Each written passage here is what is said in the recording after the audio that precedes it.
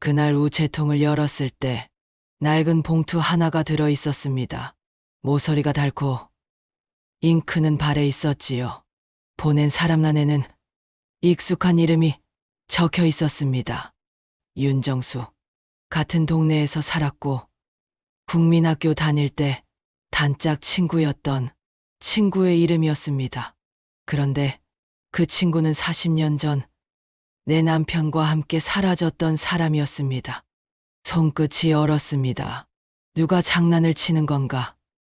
혹은 잘못 온 우편인가? 하지만 봉투 뒤에 적힌 주소는 분명 제 이름이었어요. 정확한 필체로.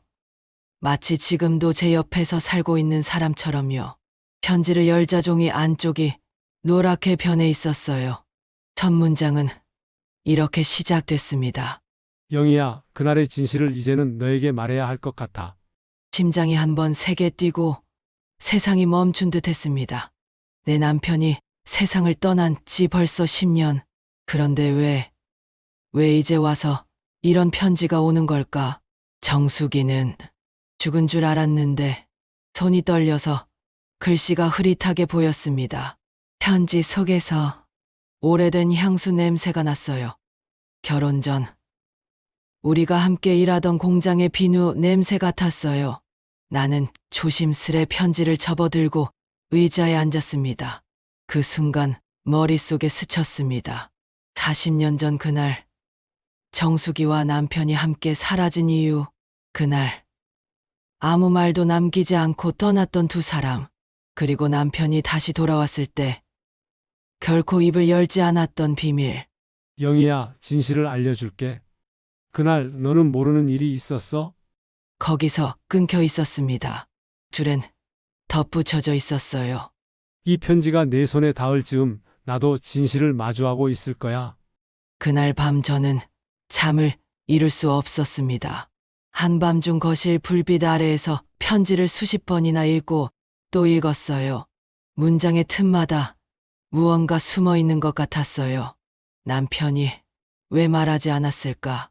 그리고 정숙은 왜 40년이 지난 지금에야 이 편지를 보낸 걸까? 새벽 2시 창밖에서 바람이 불었습니다. 낡은 봉투가 탁자 위에서 살짝 들썩였어요. 그 안에는 무언가 더 들어 있었습니다. 사진 한 장, 그리고 오래된 기차표 한 장. 그 순간 저는 알았습니다. 이건 단순한 편지가 아니었습니다. 누군가의 고백이었고 어쩌면 제 남편의 진짜 삶을 드러내는 열쇠였습니다. 그리고 저는 그 편지를 끝까지 따라가 보기로 했습니다. 저는 올해 69살입니다. 남편은 10년 전에 세상을 떠났고 아들은 서울로 올라가 산지 오래예요. 지금은 충청도 시골 마을에서 혼자 삽니다. 하루는 짧고 밤은 깁니다.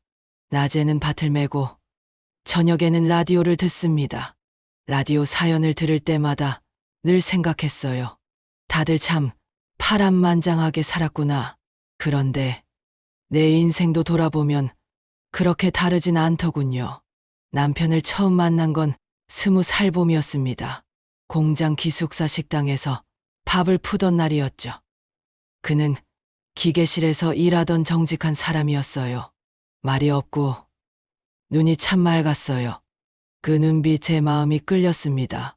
그리고 내 친구 정숙이가 있었습니다. 늘 활달하고 웃음이 많던 아이였어요. 정숙이와 나는 매일 붙어 다녔습니다. 같이 도시락을 나눠 먹고 월급날이면 시장 구경을 갔어요. 하지만 세 사람의 인연은 오래 가지 않았습니다.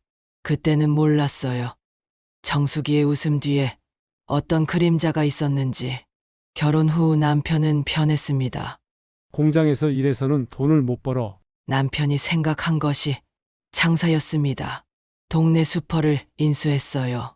슈퍼를 인수한 후 몇 달간은 장사가 잘 되었어요. 그러나 장사를 쉽게 본 것이 실수였어요. 동네 슈퍼를 하다 빚을 졌어요. 그때부터 말수가 줄었고 눈빛도 어두워졌습니다. 그리고 어느 날 아무 말 없이 사라졌습니다. 슈퍼 물건 사러 나간 뒤 돌아오지 않았어요. 정수기도 같은 날 공장에 나오지 않았죠. 그날 밤 저는 경찰서로, 병원으로, 그리고 정수기 집으로도 갔습니다. 아무도 그들을 본 사람이 없었어요. 이웃들은 수군거렸습니다. 둘이 함께 달아난 거 아니야? 그 말이 들릴 때마다 심장이 쿡쿡 찔렸습니다. 시간은 그렇게 흘렀습니다. 한 달, 두 달, 그리고 어느 날 남편이 돌아왔습니다. 마치 아무 일도 없었다는 듯이요. 저는 물었습니다. 정수기는 어디 갔어? 그는 대답하지 않았습니다. 그날 이후 남편은 그 이야기를 단 한 번도 꺼내지 않았습니다. 저는 묻지 않았습니다. 아니, 묻지 못했어요. 그때 저는 이미 2살배기 아이를 안고 있었고 살아야 했으니까요. 그날 이후 남편은 묵묵히 일만 했습니다. 슈퍼를 헐값에 넘기고 건설 현장 밤낮으로 일하며 빚을 갚았습니다. 그 시기부터 남편 얼굴에서 웃음은 사라졌습니다. 세월이 흘러 아들이 자라 군대에 갔고 남편은 병에 걸렸습니다. 의사는 오래 못 버틸 거라 했습니다. 그는 병상에서도 조용했습니다. 마지막 날 제 손을 꼭 잡고 이런 말을 했어요. 영희야, 미안하다. 그때 그 말은 끝내 완성되지 못했습니다. 숨이 끊기기 직전 그는 제게 무언가 말하려 했습니다. 그날 이후 저는 그 말의 끝을 평생 마음속에 품고 살았습니다. 남편이 떠나고 집은 조용했습니다. 아들도 결혼해서 외지로 떠났습니다. 명절이면 안부 전화만 옵니다. 엄마, 바빠서 못 내려가요. 다음에 꼭 갈게요. 그 말이 습관처럼 반복됐습니다. 그래도 괜찮다 했습니다. 혼자 밥을 먹고 혼자 텔레비전을 보며 스스로 위로했습니다. 그렇게 살던 어느 날이었습니다.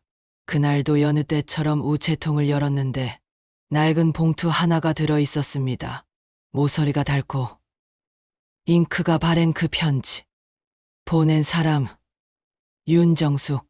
내 평생 지우려 했던 이름, 그리고 그 이름 아래에 적힌 문장.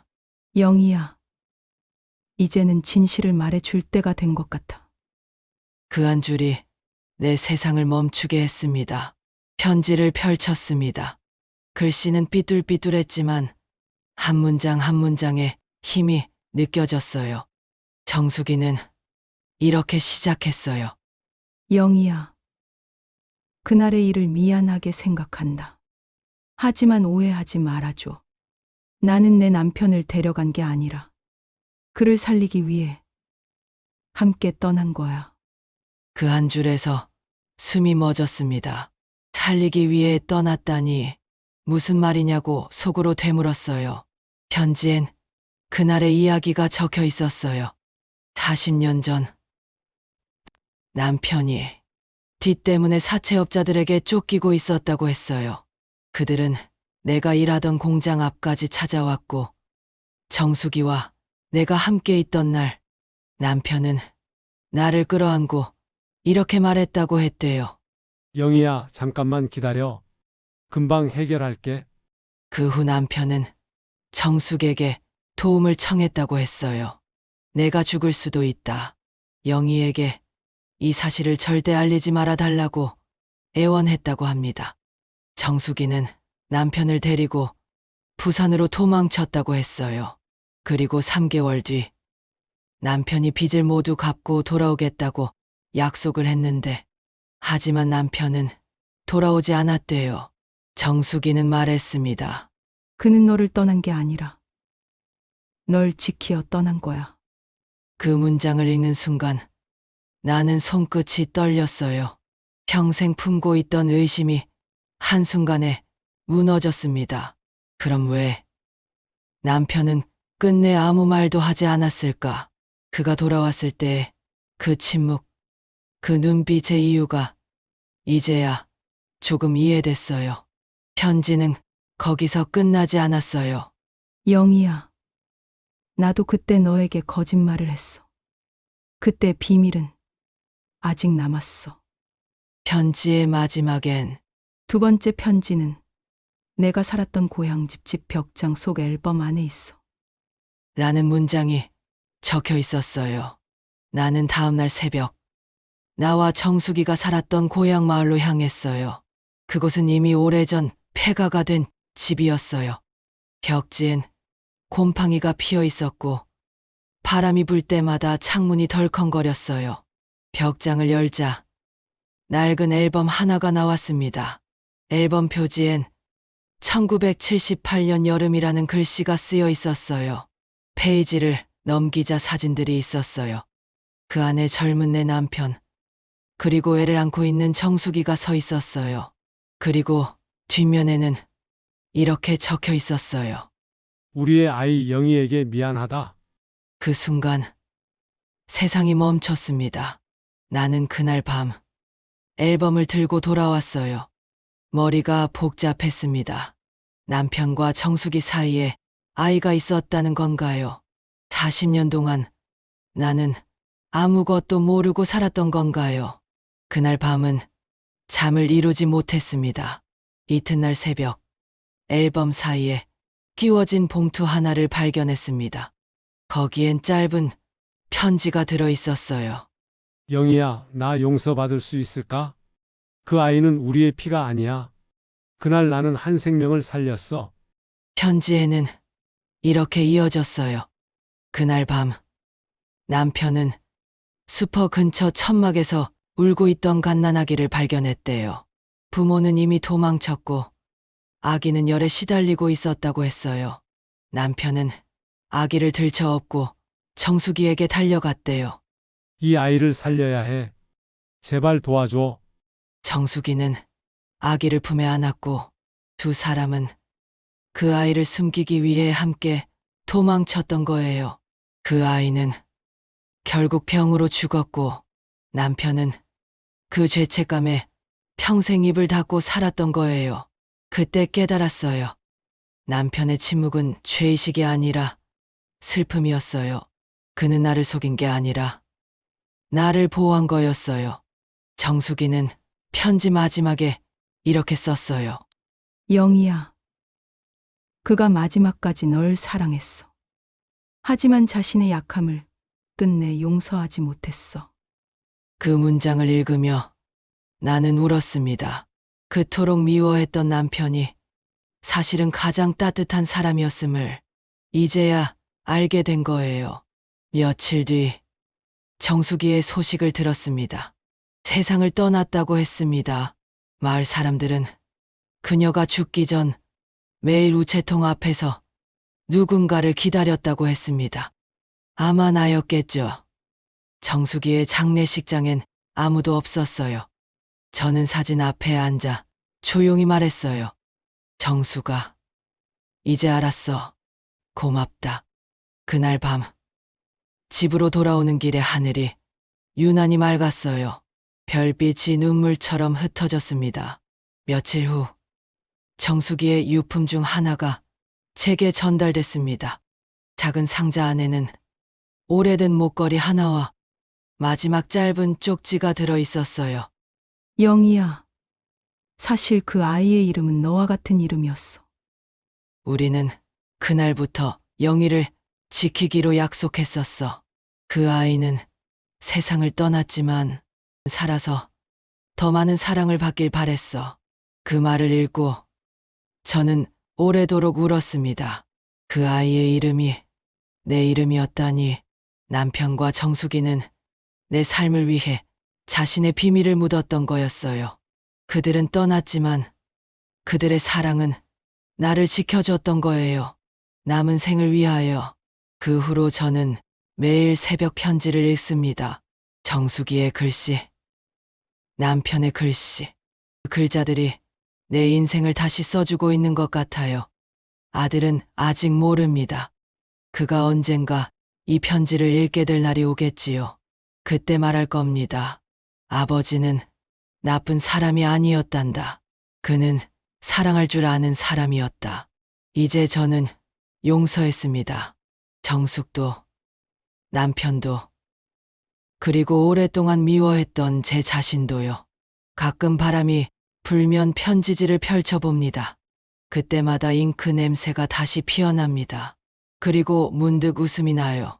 40년 동안 잠겨있던 내 마음이 이제야 바람처럼 자유로워졌거든요. 편지는 그렇게 내 인생의 마지막 선물이 되었습니다. 사람은 떠나도 진심은 남는다는 걸 이제야 깨달았어요. 여러분, 혹시 여러분 마음에도 꾹꾹 눌러 담은 편지 한 장이 있나요? 지금이라도 꺼내어 읽어보세요. 그 안에는 당신의 진실이 숨어 있을지도 모릅니다.